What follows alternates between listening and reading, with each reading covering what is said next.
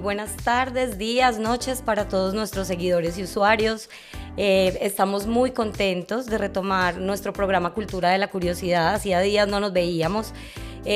Hoy comenzamos un ciclo muy interesante que seguramente va a ser de verdad útil para todos y es sobre la innovación.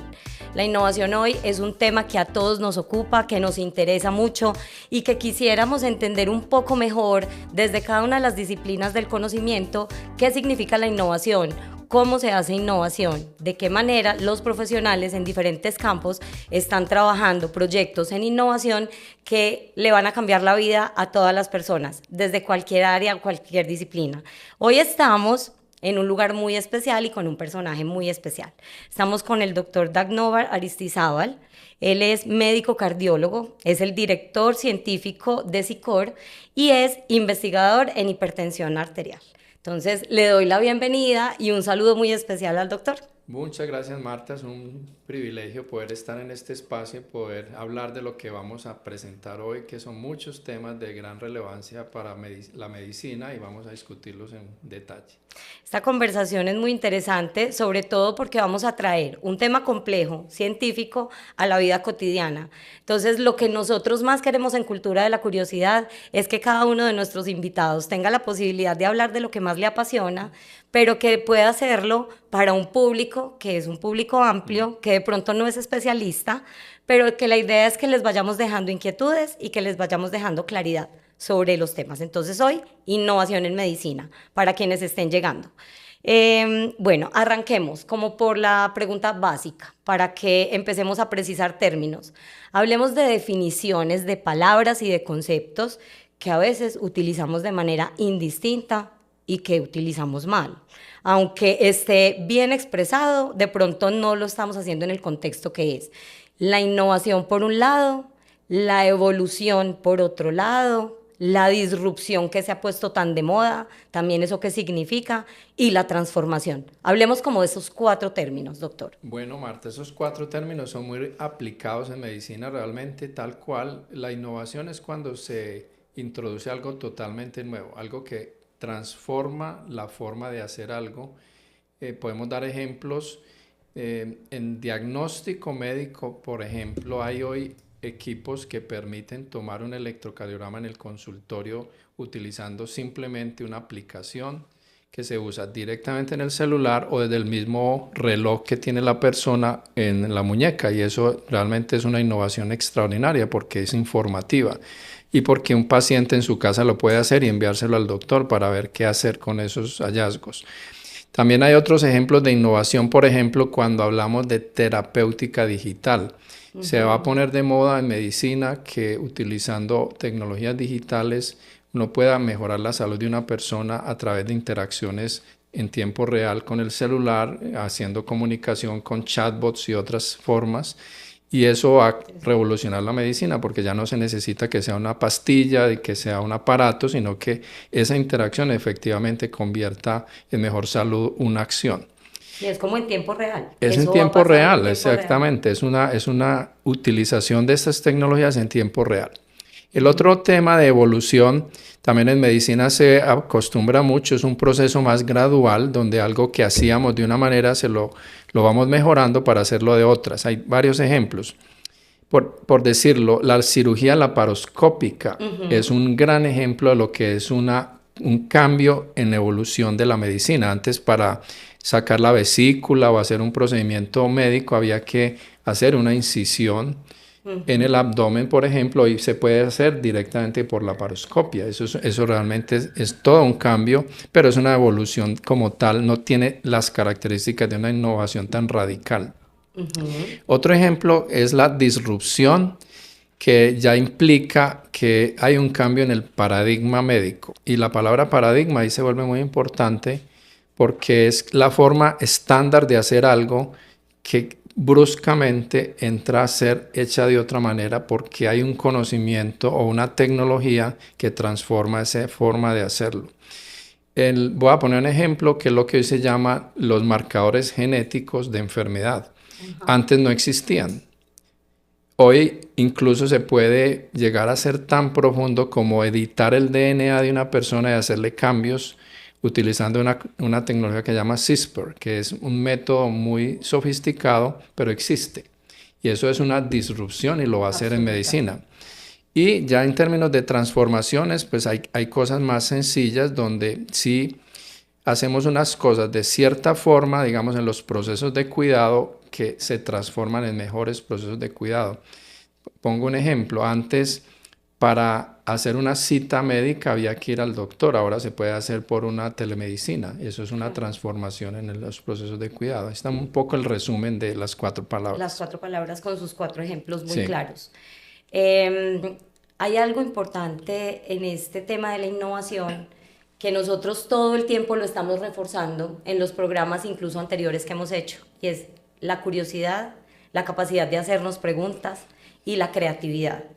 En la innovación en medicina, esa curiosidad, esa capacidad de hacernos preguntas y esa creatividad, ¿cómo juegan dentro de ese método para llegar a tener, por ejemplo, estas cosas que usted nos acaba de mostrar y de plantear? Sí, en realidad en medicina, al igual que en otras disciplinas, la creatividad es central porque necesitamos ser capaces de ingeniarnos formas de hacer las cosas distinto. Y eso ha sido realmente un proceso importante en medicina, y muchos de los avances recientes que se han dado en forma tan vertiginosa son frutos de esa creatividad incesante que tienen muchos investigadores y muchas personas en las áreas de tecnologías y de conocimiento para llevarlo a aplicar a la medicina. Y eso creo que ha hecho la gran transformación que hoy tenemos. Lo que es importante es matizar esos dos términos, lo que es la creatividad y lo que es la curiosidad. En general, los investigadores somos personas muy curiosas porque queremos mirar cosas de otra manera, entenderlas mejor. Pero voy a poner un ejemplo de hasta dónde eso en medicina se ha vuelto importante. Por ejemplo, la forma como las personas cambian con la edad es un tema biológico, es un tema científico muy importante, porque no solamente para los humanos, sino para todas las especies. Ha generado mucha curiosidad pensar que uno pudiera neutralizar ese proceso y reducir el envejecimiento en las personas, o incluso hacer que una persona perfectamente viva más de 100 años en condiciones de salud óptima. Entonces ahí hay una curiosidad muy grande en cómo se puede llegar a saber qué está pasando a lo largo del proceso de cambio que las personas tienen con los años y cómo ese proceso creativamente lo podemos ir cambiando con transformaciones que vamos introduciendo en medicina. Un ejemplo de lo que son esos dos temas. Y digamos que vamos a meterle aquí una palabrita y es ética médica, porque empiezan a aparecer varias cosas de las que estamos hablando. Por ejemplo, intervenir un genoma, por ejemplo, ser capaces de detener el envejecimiento de una persona o lograr que su expectativa de vida sea más larga.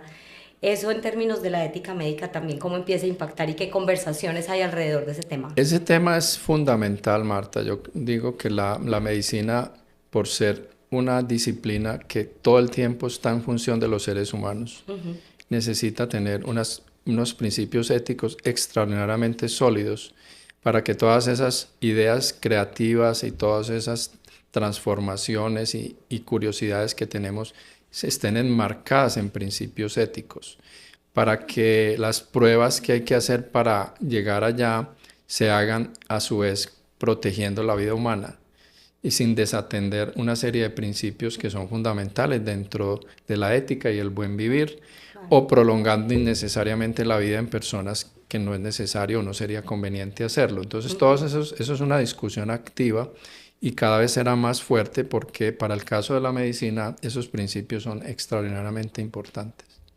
Bueno, y hablemos de SICOR, que hoy estamos aquí con usted y que este es un centro clínico y de investigación muy especializado, con unos años de trayectoria ya importantes. Cuéntenos un poco en términos de innovaciones en tecnología médica, como cuáles han sido esos campos de investigación en los que ustedes han entrado de manera pues como importante y que han venido liderando también dentro del ecosistema. Sí, en SICOR como aspecto misional nosotros hacemos asistencia médica que implica diagnóstico médico, consultas, evaluaciones, pero igualmente investigación. Por eso somos un centro clínico y de investigación. Y desde ese punto de vista en investigación tenemos como 3 grandes áreas que hemos desarrollado. Una es las enfermedades cardiovasculares crónicas y los efectos que tienen sobre la salud y el costo en la salud en el país y por fuera, pues en otros territorios, pero lo hemos trabajado mucho en Colombia, cómo lograr que estas enfermedades cardiovasculares crónicas se puedan estabilizar, darle mejor salud a las personas que la sufren. Estamos hablando de diabetes, estamos hablando del infarto cardíaco, de la falla cardíaca, de la hipertensión arterial, y muchas de estas enfermedades que están relacionadas con el sistema circulatorio, que lo deterioran, lo dañan y que pueden en un momento dado acabar con la vida de una persona. ¿Cómo hacemos para que la salud de esas personas se mantenga lo más óptima posible a lo largo de los años? Ahí hemos trabajado muchos procesos que han sido afortunadamente exitosos, que hemos desarrollado bajo lo que se llaman los modelos de atención en salud. Okay. Y eso lo hemos podido llevar a las, digamos, distintas instituciones en Colombia que hoy manejan la salud a pesar de las coyunturas que tengamos. Eso han sido procesos que se han insertado en el buen cuidado médico. Lo segundo es, hemos trabajado por muchos años la investigación de la hipertensión arterial partiendo de una premisa, y es que en 90% de las personas que sufren de presión alta no se sabe por qué. Y eso lo hemos querido cambiar. Y en los últimos 20 años hemos avanzado enormemente en poder decir que ya en el 90% sí sabemos por qué están hipertensos. Eso parte de la curiosidad. Eso parte de la curiosidad de entender qué pasa dentro del ser humano que se haga que se suba su presión y qué diferencias hay entre la presión alta en distintas personas. Y hemos desarrollado un método nuevo que se llama la evaluación de los fenotipos hemodinámicos, que es muy propio de la investigación nuestra, que lo hemos publicado internacionalmente. Yo soy un derrotero de cómo se estudian estas personas hipertensas. Y por último, estamos trabajando intensamente en lo que es entender la salud de las personas en una perspectiva más global, desde lo que se llama la edad biológica. Porque es, digamos, el nuevo paradigma, hablando otra vez de lo que es una transformación, el nuevo paradigma en salud se llama entender la edad biológica y saber cómo cuidar la salud de las personas a lo largo de los años para aumentar su zona saludable. En los diferentes momentos de vida. En los momentos. La edad biológica es el momento de vida. Es cuántos años realmente tiene tu organismo. Puedes tener 40 de edad cronológica, pero 30 de edad biológica, menos. O puedes tener al contrario, 10 años más de edad biológica. Como dependiendo del estado de tus órganos y tu parte biológica, pero también de tu estilo de vida, de tus condiciones sociales, de tu estado emocional. Es una visión muy integral de la salud de una persona. Ese es otro granito de nuestra investigación en este momento. Bueno, entonces pasemos al tema de la investigación. Todo el tema de investigación, desarrollo, esas innovaciones en medicina, ¿cómo se hacen? ¿A partir de qué método? ¿El método científico como en la ciencia o ustedes le incorporan a eso dentro de la metodología otros caminos? El método científico es esencial en medicina igualmente, donde siempre se parte de una situación que genera una búsqueda de una respuesta a un problema que en este momento no hay solución, por decir algo. ¿Por qué aumenta la frecuencia de diabetes en las personas al estar con sobrepeso? Ahí hay una pregunta de investigación. Entonces, eso se tiene que convertir en una búsqueda de una respuesta a través de una iniciativa que explore, usando una hipótesis, todo un método de trabajo desde el punto de vista científico. Esa hipótesis se explora y después se saca una respuesta que debe implementarse al cuidado. Entonces, desde el punto de vista de la investigación es fundamental responder preguntas, pero implementar esas respuestas en el cuidado de las personas. De otra manera se hace poco útil y la investigación en medicina cada vez tiende más a ser una implementación del conocimiento al cuidado de las personas, pero siempre siguiendo el método científico. Estamos trabajando con seres humanos en esos desarrollos y tenemos que respetar y preservar la vida de las personas siempre.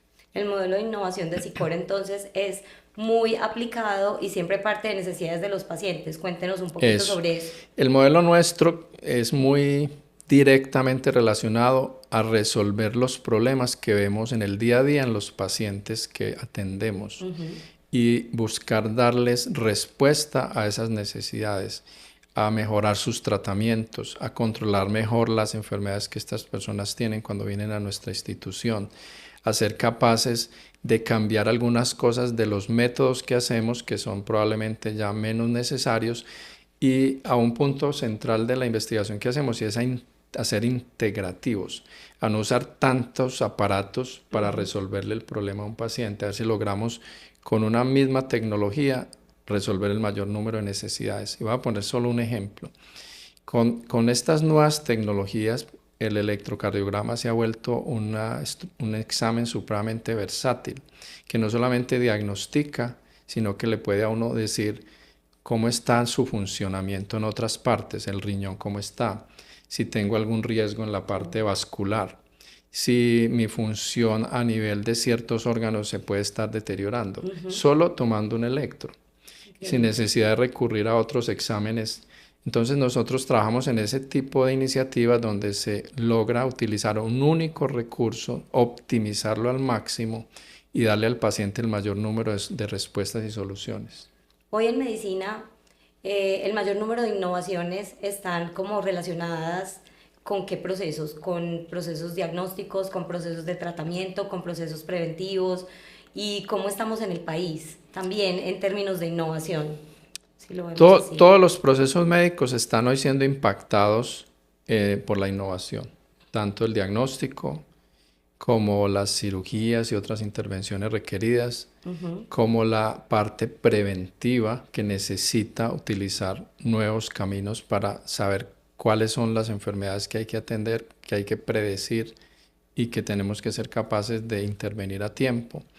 También desde el punto de vista de las tecnologías que cada vez nos permiten acceder a información desde el celular, desde todos estos sensores que hoy se venden, que nos permiten medir en la casa de una persona la frecuencia cardíaca, la saturación de oxígeno, un montón de tecnologías que hay que absorber y utilizar como parte de las innovaciones que hay que hacer en el día a día. Yo creo que eso va a transformar completamente nuestra práctica en todos los frentes de la medicina, no solamente en el diagnóstico, sino en el pronóstico, en los tratamientos y en las intervenciones en las comunidades. ¿Cómo estamos en el país? Y en América Latina, ese país que está tomando la delantera. En la América Latina tenemos países mucho más activos. Brasil es supremamente activo, tiene cerca del 3.5 del Producto Interno Bruto en gasto en investigación y eso lo pone a liderar en la región. Hay otros países que siguen como Argentina y México, que también son países que contribuyen bastante en investigación. Nosotros estamos en una posición baja porque hay menos recursos y realmente el fortalecimiento de la investigación en los últimos años ha disminuido notablemente. Pero hay iniciativas interesantes en Colombia en lo que es inteligencia artificial, el uso de las nuevas tecnologías, que yo creo que nos van a ser visibles en el mediano plazo. Y esa discusión alrededor de la inteligencia artificial en medicina, como de hasta dónde la inteligencia artificial, porque es un tema sensible, porque es la vida de las personas, porque vamos a quedar a merced entonces de la tecnología y entonces la relación médico-paciente, cómo se va a transformar también a partir de la inteligencia artificial. Es toda una discusión. Hoy está, digamos, en el pico de la euforia de todo el mundo queriendo utilizar este recurso. Sin embargo, hay que saber que esto es una herramienta que puede mejorar mucho las capacidades y el desempeño de quien la utilice, mas no debe ser sustitutiva, no puede reemplazar directamente, y en medicina estamos haciendo esa discusión con juicio porque es un recurso que puede ser muy valioso, pero también tiene errores. Claro. Y no sé si lo han escuchado, las alucinaciones de la inteligencia artificial, donde siempre dice cosas que no tienen sentido a veces y si uno las toma literalmente comete errores y en este caso cometeríamos errores con seres humanos, tomar conductas inadecuadas, de cirugías cuando no se necesitan, exámenes diagnósticos que muestran cosas que no son, por ejemplo. Entonces todo ese tipo de ejercicio de entender cuándo hay error y qué magnitud del error se está dando y cómo lo vamos a manejar frente a otras personas es muy importante en medicina, porque en última instancia la medicina busca cuidar la salud y la integridad de un ser humano, y para eso está hecha. Y sobre todo hoy las personas, y pues me incluyo, tenemos como un hábito ya y es ir a buscar en internet. Sí. Antes era internet.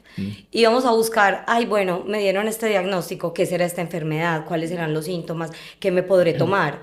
O sea, la gente muchas veces se automedica con información que encuentra en internet. El riesgo de la inteligencia artificial también podría ser mayor hoy también por el acceso a la información inmediata y como tan precisa sobre ciertas cosas.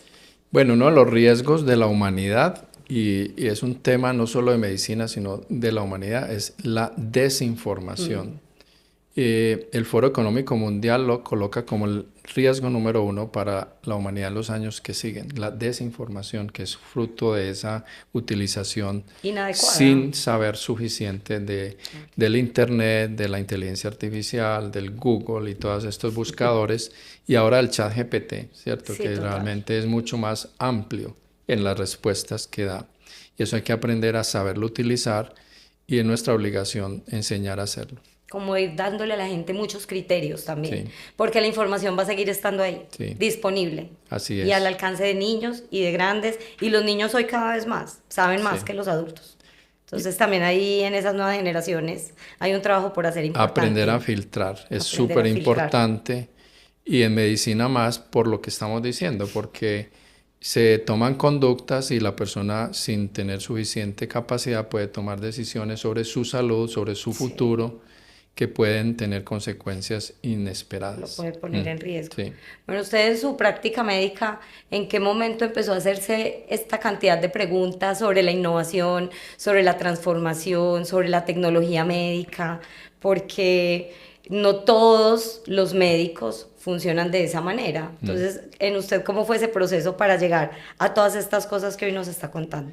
Bueno, yo tuve un comienzo afortunado porque desde que me formé en medicina siempre quise hacer investigación. Entonces, de entrada, tenía la curiosidad, hablando de la curiosidad, de buscar respuestas a cosas que estaba viendo en los pacientes. Ajá.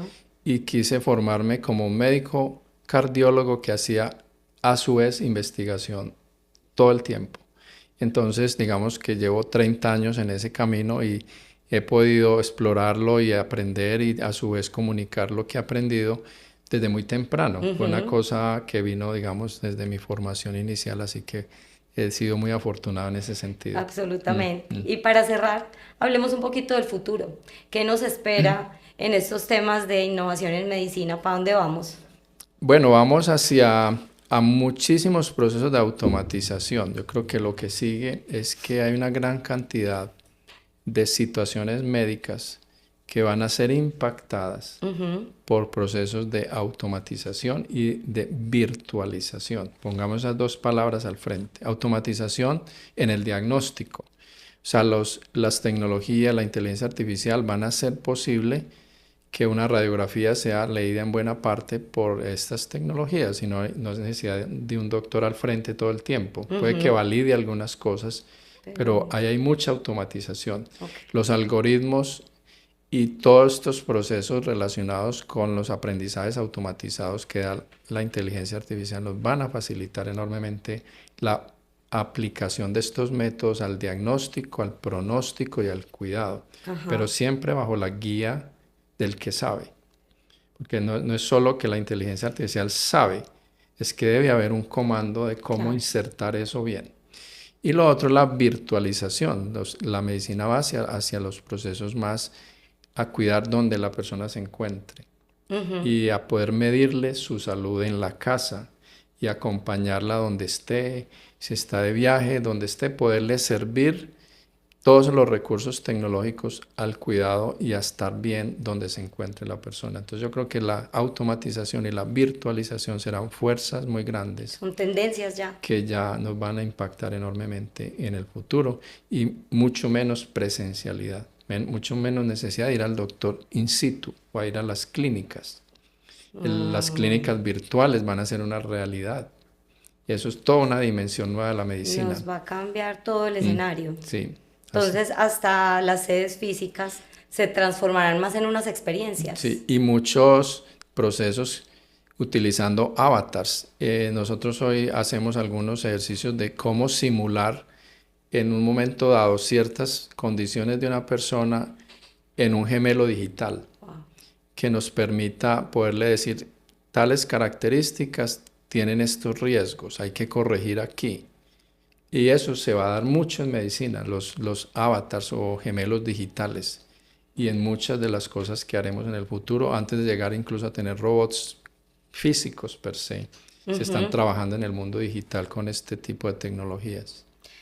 Bueno, doctor, pues yo creo que esto apenas fue un abrebocas. Pasamos como por una cantidad de temas y los fuimos tocando poco a poco para entrar en este mundo de la medicina que es tan especializado, que además cada especialidad es un universo completamente distinto, pero creo que aquí nos quedó un panorama muy interesante, nuevas preguntas, probablemente la oportunidad de volver a conversar con usted sobre otros temas y profundizarlos en otro programa. Nunca se sabe, seguramente lo volveremos a invitar. Y entonces, no, pues gracias por acompañarnos, gracias a todos por acompañarnos. Nos encanta de verdad hacer este programa, traer estos temas que de verdad son de interés general y que nos enseñan muchísimas cosas y nos provocan nuevas preguntas, que es lo que finalmente queremos con Cultura de la Curiosidad. Esperamos entonces en los próximos días tener un siguiente programa sobre innovación.